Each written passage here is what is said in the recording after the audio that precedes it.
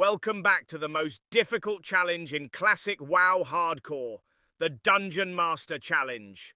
In this game mode, one small mistake, one oversight of a game mechanic can quickly lead to death and send your character to the eternal graveyard. In this challenge, I will attempt to solo every dungeon in Azeroth as a zealous paladin of the Alliance. Tune in as I redefine what is possible in this game alone, all the while taking on challenges that are intended for a group of 5. So the ominous Gilnean Castle is the next on my list of places to purge. Since it is in deep Horde territory next to Undercity, getting there means I need to do the highly dangerous Arathi Run, starting in Menethil Harbour, running north through Arathi Highlands, picking up the flight path at Refugee Point, then heading west to the South Shore flight path in Hillsbrad Foothills, from where it's a quick walk to the castle in Silverpine Forest. While running through Arathi Highlands, I want to talk about sustaining the incoming damage. In order to win a fight, I have to kill them faster than they could kill me.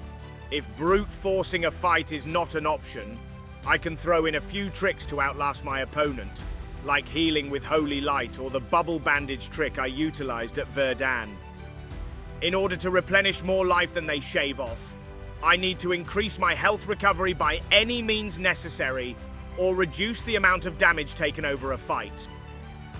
Watch out, a spider! You gotta keep your guard up in these places if you want to stay alive, I tell you. Now, where was I?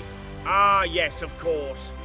Increasing the amount healed is mostly available via higher level spells and talents, and adding more heals to the equation requires higher mana pool or higher mana region via Spirit or my own Blessing of Wisdom. Spirit for my armor type is fairly rare, which means reducing the incoming damage is a better route to tackle this problem.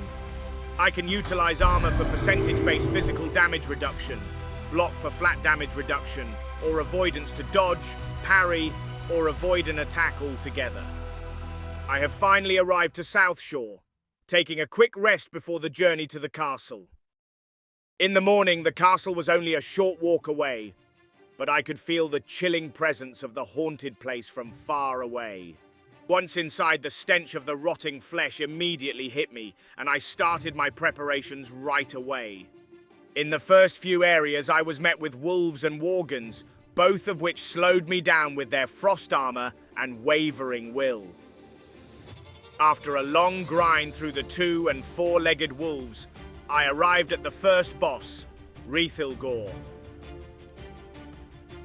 With the help of the good old dynamite and a mana potion, I get rid of the 2 wolves, leaving me with Rethilgor only. His only ability, Soul Drain, doesn't cause too much trouble for me. After I'm done with the beast, I find a man locked behind bars in one of the cells who might know more of this place than I do. He agreed to help me gain a foothold deeper in the castle and open the door that leads to the courtyard. Enemies here make my day harder with anti-magic shields by moonwalkers. The haunted servitors curse me that attracts tortured souls from the other world to haunt me. Fighting my way through the lupines and ghosts around the fountain allows me to grab the chest from the corner and clear the area around the stables where the night sky-coloured stallions reside. These steeds are quite the dangerous type as they can stun, and there are 3 of them. I am throwing everything at them, be it a dynamite or a target dummy to gain some breathing room for myself. After I was done with the hooved beasts, I head deeper into the castle where I find the kitchen and some more ghosts. Among the kitchen boards, I find the next boss, Razorclaw the Butcher. At first, it looks like this fight will be a quick one to get over with, but with every hit, I notice my mana is being drained. I had to pull out every trick up my sleeves to down the blood-hungry beast. This being such a close fight, I decided to give myself a night of sleep and come back the next day. On the next day, continuing the cleansing from where I have left off, the dining room is filled with ghosts who want something more alive to chew on. Being higher level in this room gives me the advantage of not having to clear everything to reach the boss in the end, Baron Silverlane. Apart from a curse that reduces my healing taken, he is merely a challenge to me. Regarding their family heirloom, luck is not on my side today. and the ring still remains lost. Moving on, I am met with yet again a band of worgen of all sorts, some followed by four-legged companions, some that befuddle their opponents. Behind the corridor, a squad of guardsmen are protecting their leader. Their shrieking screams echo in the halls, making me temporarily unable to cast spells.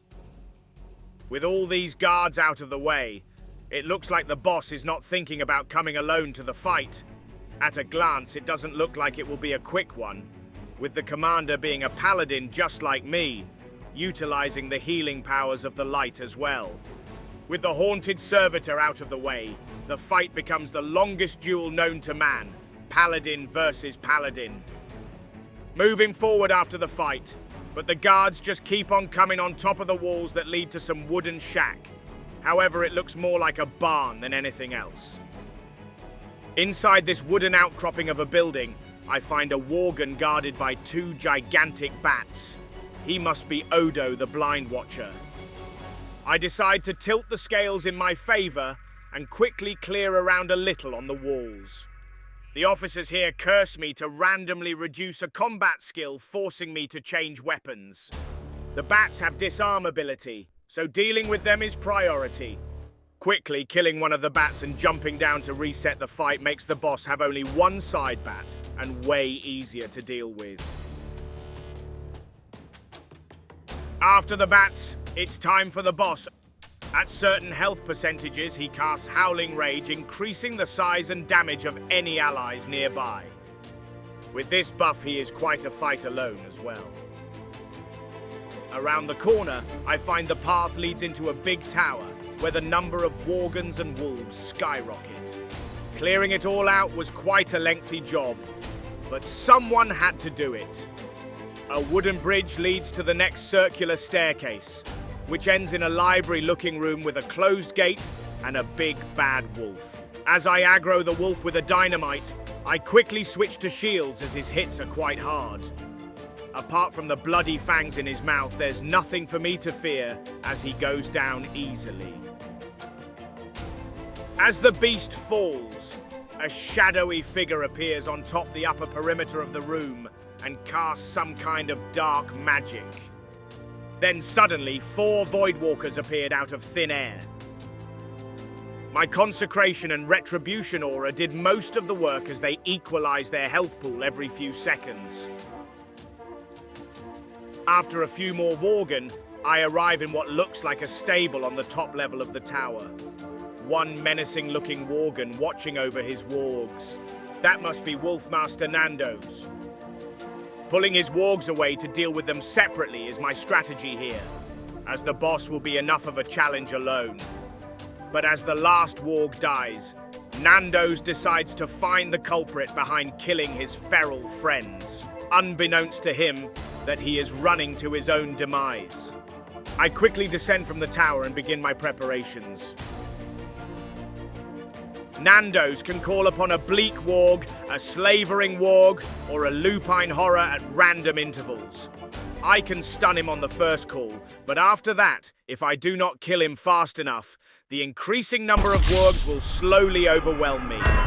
With this in mind, having maximum damage output is absolutely crucial for this fight.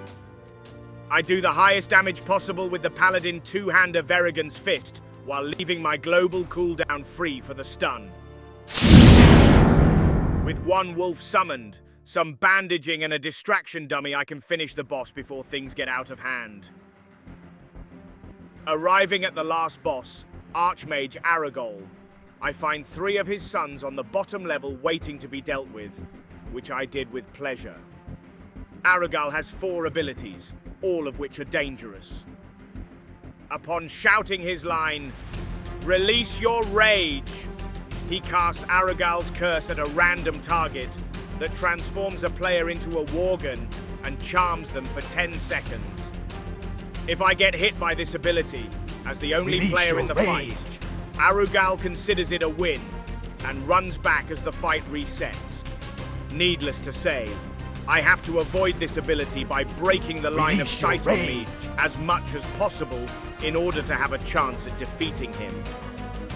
Shadowport lets him teleport to different points around the room. Thundershock is a close-range thunderstrike that damages and stuns those caught for 5 seconds. These two abilities lets Aragul use his long-casting Void Bolt ability on his targets more easily, that deals massive shadow damage.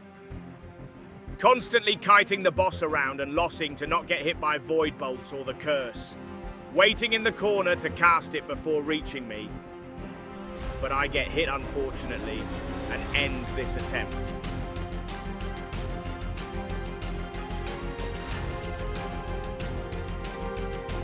The next try ended the same way, me getting caught off guard and eating a curse causing me to get charmed by the boss, leading to the end of the attempt. The next few attempts did not bring me any closer to victory, unfortunately. The 5th attempt was looking great. I could deal damage consistently to the boss, bringing him lower than ever before. I eventually reached 50% on the boss, and I felt the victory closing in. Then, while juggling him on the top platform to bait out a curse, the unthinkable happened. But I am not giving up and will keep on fighting until I claim my victory. Keeping up with the same tactic, slowly dealing damage, cornering the boss to avoid the curses and Void Bolt, I chip away his health one bit at a time. Getting closer and closer to the previous attempt, I managed to bring the boss down to 50% health yet again. I decide to go in heavier after the missed curse from the boss and do more damage before hiding behind the corner. I finally surpass my previous attempt, and the tension grows higher in me with every moment. Doing more and more damage with every occasion, I up the chances on getting caught by a curse as well, but I feel unstoppable. Getting caught in the open, I feel that a bubble is in order to save me from a terrible fate.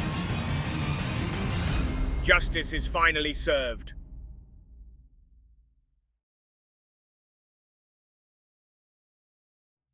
I'm glad you joined me today.